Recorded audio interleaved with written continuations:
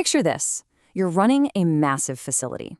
On one hand, you've got a fleet of high-value, highly sensitive company laptops.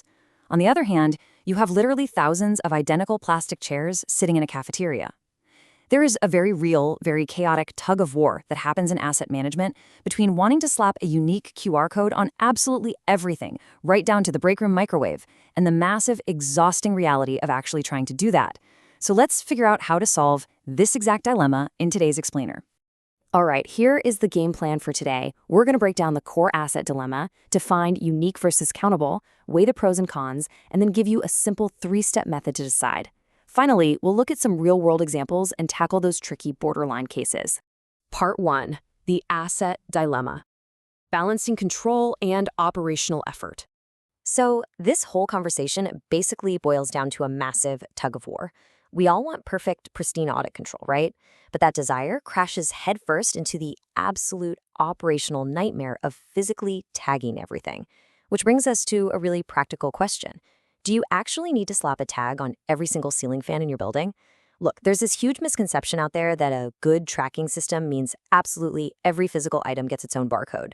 But honestly, as we'll see, that mindset will literally paralyze your operations. Moving right along to part 2. Unique versus countable defined, establishing the core concepts. Okay, so before we go further, let's get our vocabulary straight. First up, the unique asset. This is when a specific item absolutely needs its own distinct identity. We're talking its own QR code, its own audit proof, individual maintenance history, you name it. You use this classification when it is absolutely crucial to know exactly which specific asset you're looking at. Where is it? Who is responsible for it? What's its history? The whole shebang. Now flip that around and you've got the countable asset. With these, we don't care about individual identity at all, we just track the quantity. You're literally just focusing on a location-wise count. You use this when you really only need to know how many units you have on hand. Are they available? Are they damaged? Honestly, you don't care about the rich, personal backstory of one specific plastic chair, right? You just need to be 100% sure you have exactly 100 of them sitting in the conference room. Part 3. The pros and cons, weighing your tracking options. So, how do we actually weigh the trade-offs here? It's a pretty stark contrast. With unique assets, the pros are fantastic. You get incredible accountability, bulletproof audit trails, and a granular maintenance history. But oh man, the cons. The setup, the physical tagging, the constant data upkeep, it's a ton of work. It is a high-control, high-effort situation. Countable assets, on the other hand, are kind of the exact opposite. Super fast setup, way less physical tagging, and verifying them is a total breeze. The downside? You lose that tight control, and you have zero individual history. Putting individual tags on low-value bulk items just creates way more work than value for sure.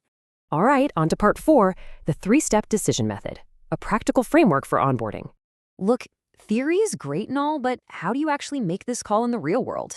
Well, the source material lays out this brilliantly simple 3-step engine. Step 1, ask yourself, does individual identity actually matter? Like, does it matter which specific laptop an employee has? If yes, boom, it's unique. Step 2, is quantity tracking enough? Do you just need to know the total number of hard hats at a construction site? If yes, it's countable. And step 3, this is the ultimate tiebreaker. Compare control versus effort.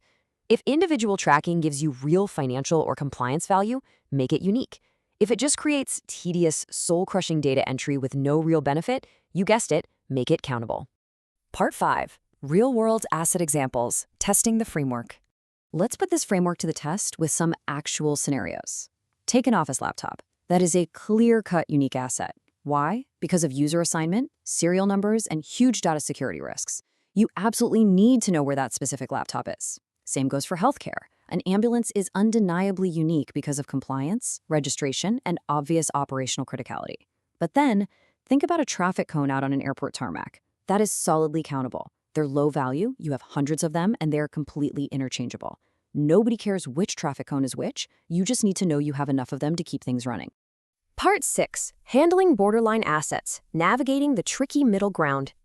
Of course, the real world is rarely that black and white. It can get messy.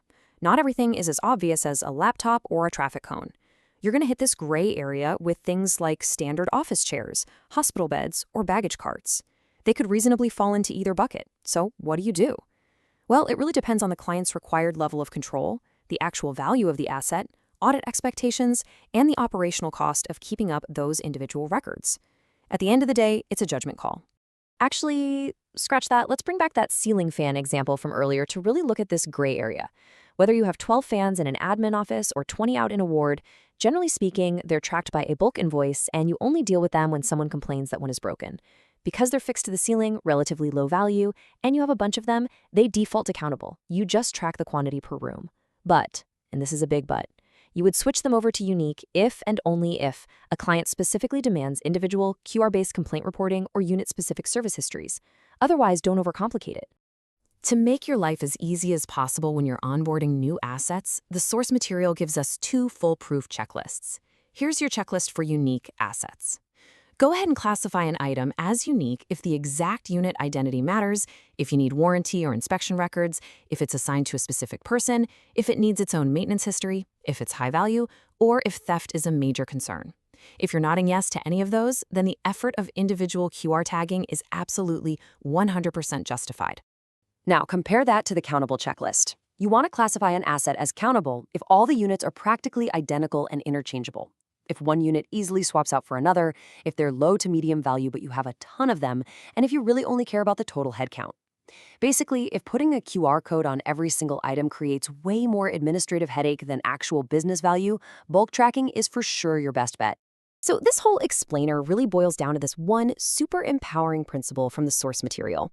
Tag only those assets where individual tracking provides real operational, financial, audit, or compliance value. I love that. Don't just tag everything under the sun just because your software lets you. Tag with purpose, Tag to actually create value. Which brings us to the end of our explainer. But before we wrap up, I want to leave you with something to chew on.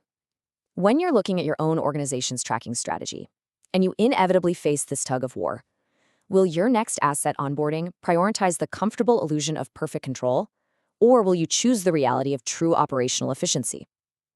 Thanks for hanging out with us, and keep optimizing.